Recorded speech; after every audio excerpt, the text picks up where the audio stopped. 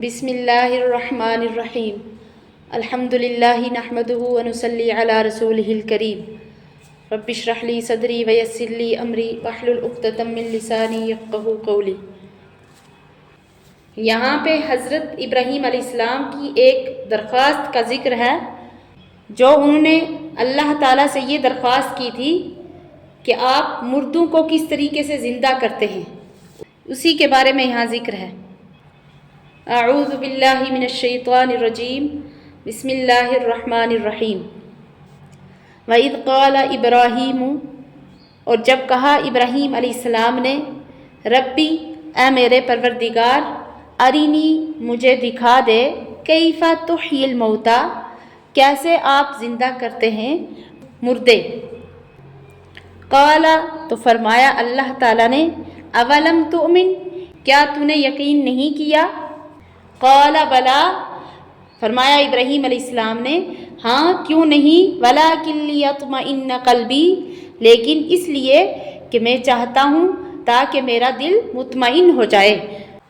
ابراہیم علیہ السلام نے کیا فرمایا کہ زندہ کرنے کا تو یقین ہے لیکن زندہ کرنے کی مختلف صورتیں اور کیفیتیں ہو سکتی ہیں، وہ معلوم نہیں، اس لیے وہ معلوم کرنے کو دل چاہتا ہے۔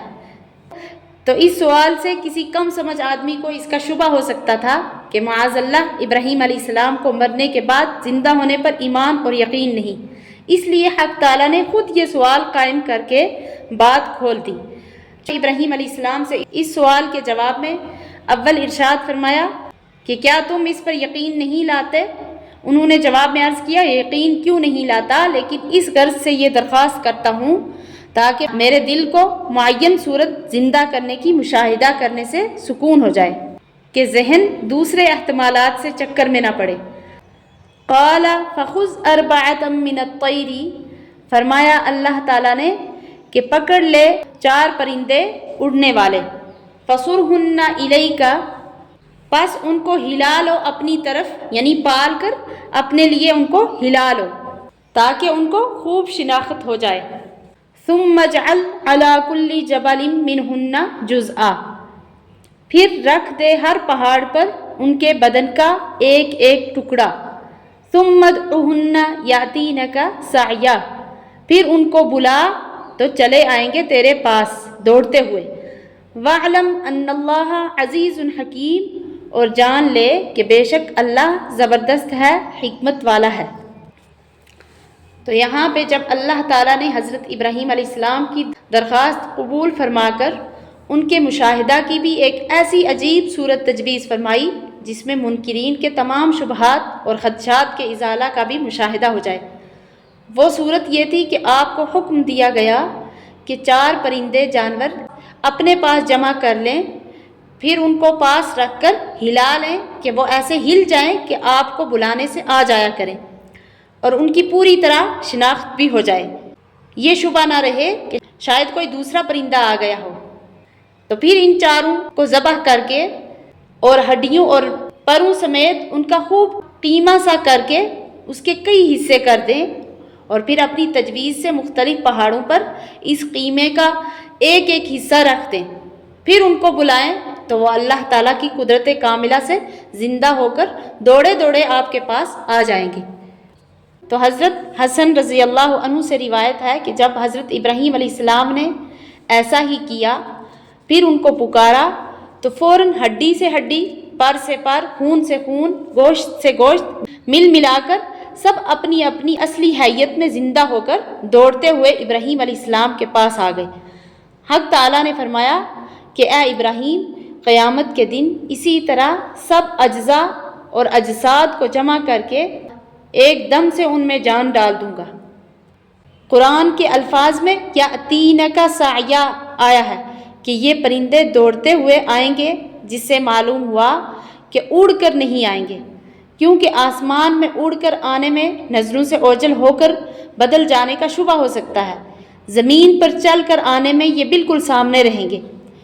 اس واقعہ میں حق تعالیٰ نے قیامت کے بعد، مرنے کے بعد زندگی کا ایسا نمونہ حضرت ابراہیم علیہ السلام کو دکھلا دیا جس نے مشرکین اور منکرین کے سارے شبہات کا ازالہ مشاہدہ سے کرا دیا۔ اس آیت کے مضمون میں چند سوالات پیدا ہوتے ہیں۔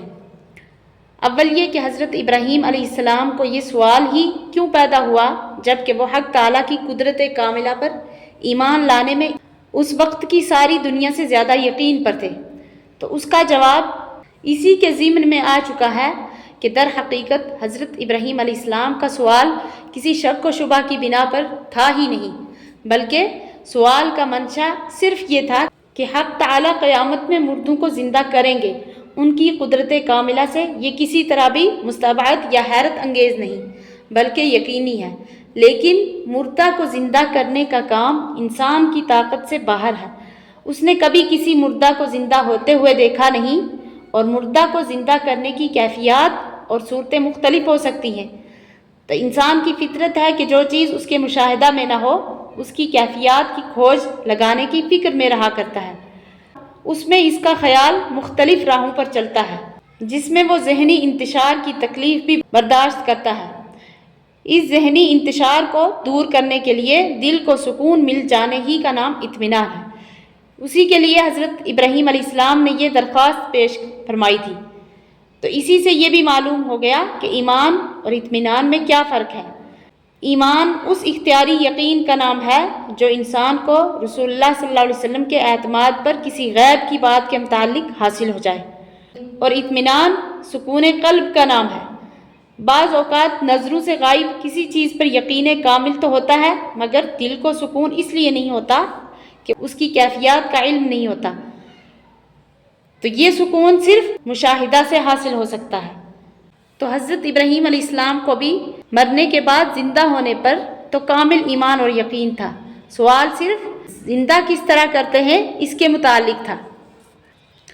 دوسرا سوال یہ ہے کہ جب حضرت ابراہیم علیہ السلام کا سوال زندہ کرنے کی کیفیت سے متعلق تھا، اصل مرنے کے بعد زندہ ہونے میں کوئی شک و شبہ نہ تھا، تو پھر ارشاد ربانی اولم تؤمن یعنی کیا آپ کو یقین نہیں فرمانے کا کوئی موقع نہیں رہتا؟ جواب یہ ہے کہ جو سوال حضرت ابراہیم علیہ السلام نے پیش فرمایا کہ اصل واقعہ میں کوئی شک نہیں، لیکن اس سوال کا ایک مفہوم تو یہ ہے کہ زندہ کرنے کی کیفیت دریافت کرنا منظور ہے۔ تو اب اس سوال کی وجہ سے یہ کہنا بھی صحیح نہیں کہ ابراہیم علیہ السلام کو اطمینان حاصل نہ تھا۔ یہاں یہ کہہ سکتے ہیں کہ وہ اطمینان کامل جو مشاہدہ سے حاصل ہوا کرتا ہے وہ نہ تھا، اسی کے لیے یہ درخواست فرمائی تھی۔ آیت کے آخر میں فرمایا ان اللہ عزیز حکیم، یعنی اللہ تعالیٰ زبردست ہیں اور حکمت والے ہیں۔ زبردست ہونے میں قدرت کاملہ کا بیان فرما دیا اور حکمت والا کہہ کر اس کی طرف اشارہ کر دیا کہ بمقتضائے حکمت ہر ایک کو حیات بعد الموت کا مشاہدہ نہیں کرایا جاتا، ورنہ حق جل شانہ کے لیے کوئی مشکل نہیں کہ ہر انسان کو مشاہدہ کرا دے، مگر پھر ایمان بالغیب کی جو فضیلت ہے وہ قائم نہیں رہ سکتی۔ وآخر دعوانا ان الحمد للہ رب العالمین۔